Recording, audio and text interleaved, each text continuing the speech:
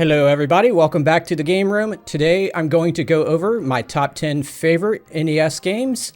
I'm also going to have 3 honorable mentions that I'm going to mix in with the list, and I'm going to head to number 10 right now. And number 10 is Ghosts and Goblins. I got an NES for Christmas when I was young, which was great, but unfortunately I got the deluxe set, which contained Gyromite and Duck Hunt and Rob the Robot, while all my friends got the action set, which had Super Mario Bros., and I would have rather had that game. However, one of the first third-party releases on the NES was Ghosts and Goblins, and I was so happy to get that. It had a lot of different enemies in it. At the time, I wasn't used to a lot of different enemies in games because I was coming off the Atari 2600, and it was rare to have too many different types of enemies in those types of games. It scratched an itch that I did not know I had. That's all good when you're a kid, but why do I have it on a top 10 list nowadays? I just like the gameplay of it, where you're throwing projectiles at Halloween-themed creatures. I like how the stages do not overstay their welcome. If you can get through them without getting killed, they go by pretty fast. It's not a perfect game. The scrolling is not very smooth. I'm not very good at the game. I never was. But, it stays in my rotation, so that counts for something. Coming in at number 9 is Blaster Master. I loved this game as a kid, and I still like it today, even though I'm not as good at it, and I don't remember where everything's at. It's not that easy to just pick up off the shelf and dive back into it, but I do love the way the tank jumps. It is so smooth and so responsive. I like the fact that you are a tank and you can fire in 3 directions. I like how I can step out of the tank and be this tiny dude and step into these caves where I can power up my gun and stuff like that. It's nice to have 2 different core gameplay mechanics. Sunsoft was fantastic, and this was their crowning achievement, in my opinion. One of these upcoming days, I'm going to try to play through this game and see how far I can get, and I'm looking forward to it. Now I'm going to mention one of my honorable mentions, and that is Pinbot. This is a replication of a pinball game, and they did a pretty good job of drawing the table. I used to play this game at the bowling alley when I was in a bowling league, and I loved it. You can lock 2 balls into these slots and play multi-ball. You can warp to the different planets in the solar system, and the further you go, the more points you get. But they did not just try to replicate the experience. They actually added to it. You can actually level up and get to different boards that are different colors, which you couldn't do on the original pinball. And also in those later boards, enemies start to come out and go after your ball and stuff. Unfortunately, when I was recording this gameplay, I could not get far enough to see those creatures, but trust me, they are there. When I was capturing this gameplay, I actually wanted to keep playing. Coming in at number 8 is Mario 2. This one gets a bad rap because it's the American version, and what Japan did is they took an existing game, Doki Doki Panic, and they reskinned it and stuffed the Mario characters in there. I do not consider that a crime against humanity like some people do. I love this game. They took a game that was already good and made it better. It's so different from the other Mario games. It's a breath of fresh air. You actually don't battle Bowser in this one, and that's incredible. Most of the mainline games nowadays, it's just assumed that Bowser's going to be in it. They would not take a risk like this nowadays. I like how you can pick up the creatures and throw them at the other creatures. I like how you pull things out of the ground. It's bright, colorful, the music is good. It's real easy to get off the shelf and dive into it. I just can't say enough good things about this game. Coming in at number 7 is Castlevania. I like this game for the same reason I like Ghosts and Goblins.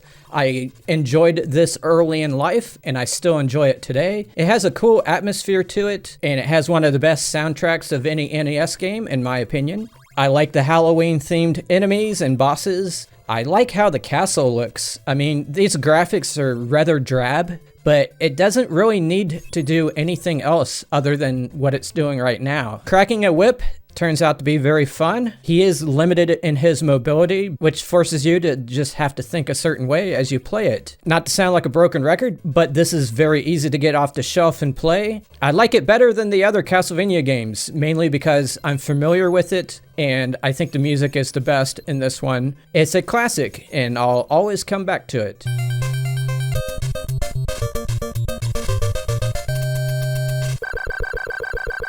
Time for another honorable mention, and that is Gyrus. This is a really fun shooter where you're going around a circle on the outer edge. It's kind of like Tempest in that way. It does take some getting used to the controls, the way you spin around. It's kind of hard to explain, but you'll learn it eventually. You progress through the solar system as you go through these very short stages. New types of enemies introduce themselves throughout the game. There's a boss encounter every few stages. There's bonus stages. The music and presentation are what bring this one home.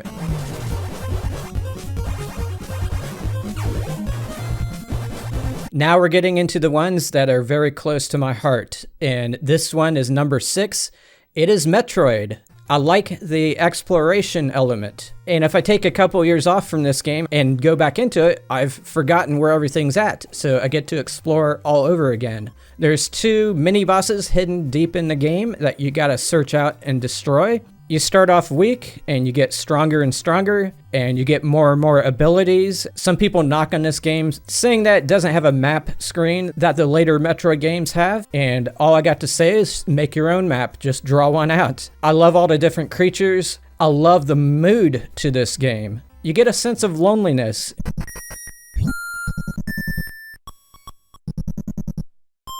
For the record, I've played through and beaten every mainline Metroid game, including Metroid Dread not too long ago. But I love coming back to the beginning, where all the different themes of the series became established.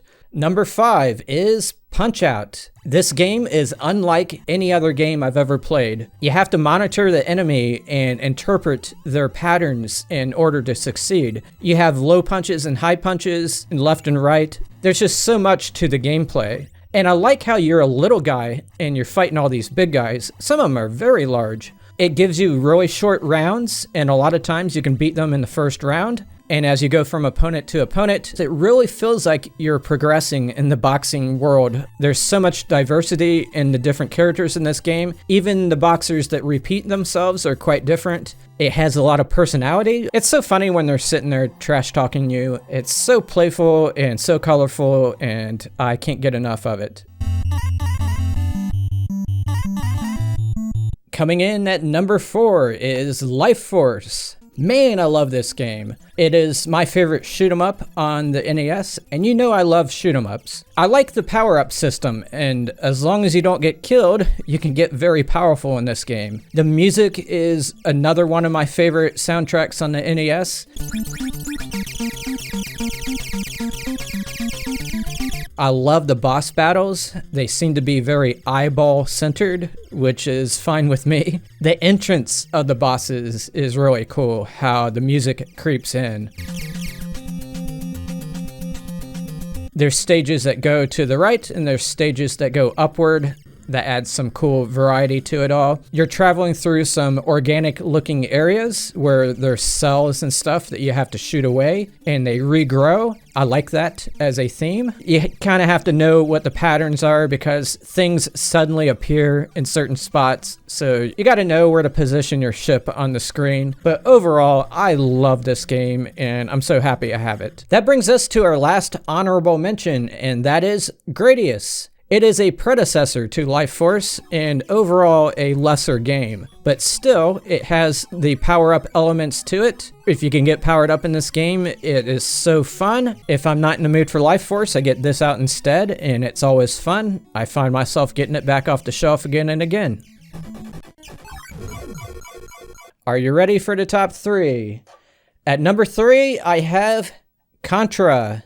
Being able to shoot in 8 directions automatically makes any game better. That's why Robotron is awesome. I like the futuristic robot stuff, but I also like the alien theme that's mixed in with it. There's not a dull stage in this game. Every one of them is bright and colorful. Every one of them has great music. The stages do not overstay their welcome. There's stages where you go to the side, there's stages where you go up, and there's stages where you go forward. And the boss battles are very unique. It has aged like fine wine. I played it as a kid, and I still enjoy it equally today when I play it. At number 2, I have Bubble Bobble. This is one of the rare retro games that my wife is actually into, and it's the best 2-player experience on the NES, in my opinion. The gameplay element of blowing bubbles is unlike anything else. You encapsulate fight the enemies in the bubbles and then you pop the enemies. There's also some moderate power-ups that appear throughout the board. There's a little umbrella that appears, and if you grab it, it advances you several stages. Each stage is a different maze with different air patterns and different properties. There's only one main musical theme for this game, but it's one you'll remember forever. It's so charming. The game is not very graphical. I think it would be worse if you tried to up the graphics of this game. As you pop those bubbles, the enemies turn into fruit. So it becomes this game between you and the other player to see who can grab the most fruit in the 5 seconds it gives you at the end of every stage. This is one I never had growing up. I started playing it during my retro phase, and I've loved every minute of it. When I was capturing this gameplay, me and my wife wanted to keep on playing it. So that's a good sign. Number 1 is Super Mario 3. Did you think it would be anything else? This game is basically a 16-bit game on an 8-bit system. It kind of passed the torch to the next generation. In fact, I remember in school, my friend was saying, there's no need to upgrade to a 16-bit system when the NES has games like this. And he was kind of right at the time, even though he ended up getting a Genesis a few months later, and so did I. What is there to say about Mario 3 that hasn't already been said? It is bright, colorful, it has great gameplay. I like how you can explore and find hidden stuff in this game, especially by flying upward with the tail. But if you don't want to play like that and you just want to go through as many stages as possible, you can play like that. And it's equally as fun because this game has a lot of stages. I don't know how many it is. Maybe I'll put it on the screen right here. It just seems like this game never ends and you don't want it to end. It's just so remarkable. You can also skip around using warps if you want. This is one of the first games I really had to hunt down because it was during one of the NES shortages at the time, but I was so glad that I came into a Toys R Us and they had just got a shipment in. That tail power-up for me was what made this better than the other Mario games. Being able to smack things around with your tail, being able to break bricks from the side with it, it was just a really cool element. I thought it was a shame that they changed it to a cape in the 4th game. I don't know why they did that. Just keep the tail, dude. The way the map is, you can also take different routes through the game and skip some of the stages that you don't like. It just has a lot of variety to it, and I think this is one of the best games of all time. That's my top 10. I would love to hear what your 10 favorites are in the comments below. If you want to see a similar video, I made a list like this for the Sega Genesis, and the link to it is on the screen right there. May your games make you happy and smart, and may people respect you for playing them. So long, everybody.